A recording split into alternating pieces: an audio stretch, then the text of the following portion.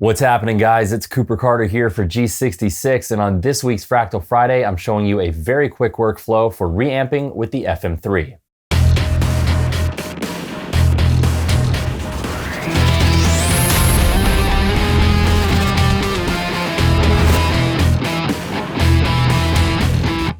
A couple weeks ago on Fractal Friday, we talked about the importance of recording a DI track alongside your fully processed guitar signal.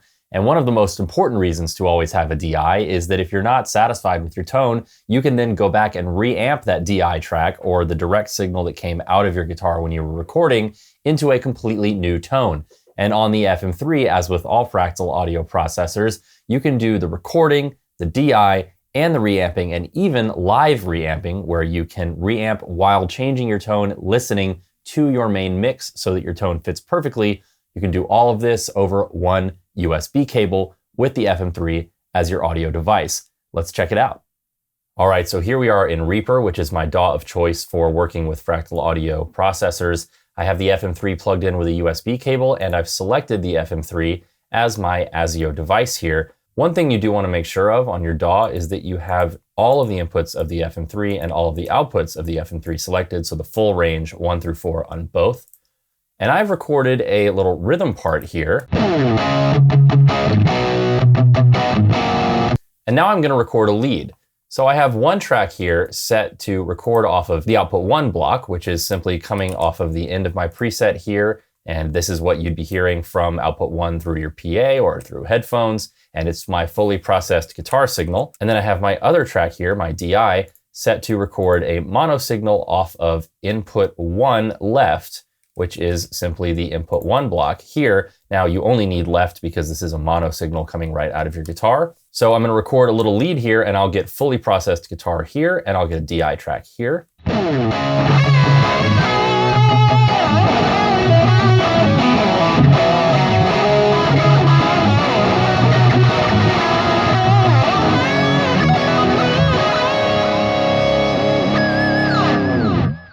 So I've got my processed guitar.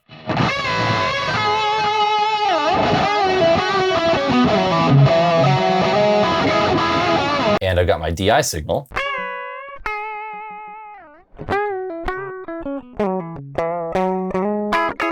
But let's say, listening back, that I think my recorded guitar tone has too much delay, which I do think it does because I actually turned the delay up farther than I would have for the purposes of this demo. So I can use this DI track to re-record this guitar tone here and this part without having to replay it. So what I'm going to do is go to my DI track here. First, I'm going to unrecord arm it, and I'm going to go to routing. And under hardware sends, and this is here in Reaper, but your DAW will have a similar routing, I'm going to add a new hardware output, and I'm going to tell this track to output on output 3, which is the input 1 block. So in effect, I'm just telling Reaper to play this DI straight into this input block here. And now I'm going to go into setup in FM3 edit. You can also do this through the front panel. I'm going to go to audio, and I'm going to change the input 1 source from analog, which is the guitar input jack, the instrument input, to USB channel 3 and 4, since I'm sending out on channel 3.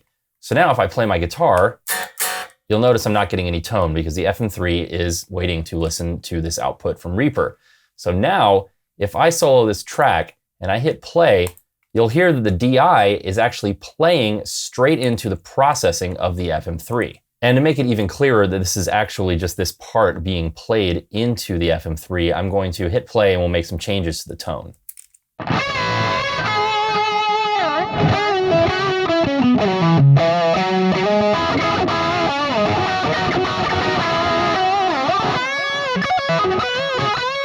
So now, since I still have my lead track armed, let's just hit record, and the DAW is going to play this DI track into the FM3 where it's going to be recorded as a new take on our lead.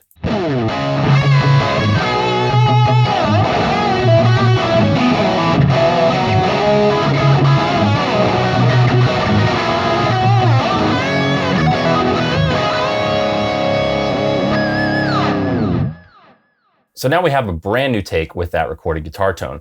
But let's take this one step further and live reamp. Now, what do I mean by live reamping? Well, since all of this is happening with the FM3 as our audio device, and this is all happening over one USB cable, we can actually listen to our full mix while we sculpt this tone. Now, in my case, of course, I've just got a rhythm guitar, but you might have a full mix of drums and bass and other guitars and keyboards, and you can actually use this DI and play the whole mix while you sculpt the tone in FM3 Edit, and then record only after you've committed to a tone. So let's play our track, and we can actually sculpt this tone while we're listening to the mix.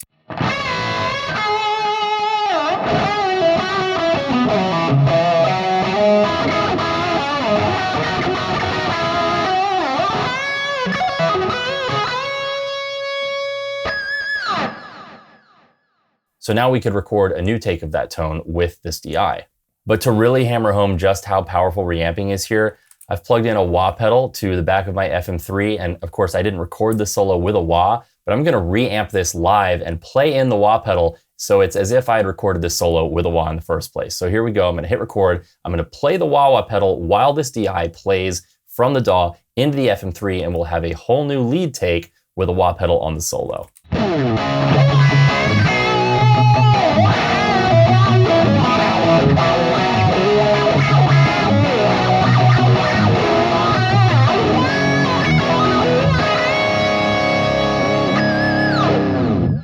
So now here we have it, a full brand new take of our solo with a wah. And that's really all there is to it. I know from comments and messages that reamping can be somewhat of a mysterious process to some, and I hope this video has shown you just how simple it is to accomplish reamping. All you need to have a full-fledged guitar recording suite is an FM3, a DAW, your guitar, and a USB cable, and you can record process guitar, a DI signal, reamp, and accomplish live reamping with that setup.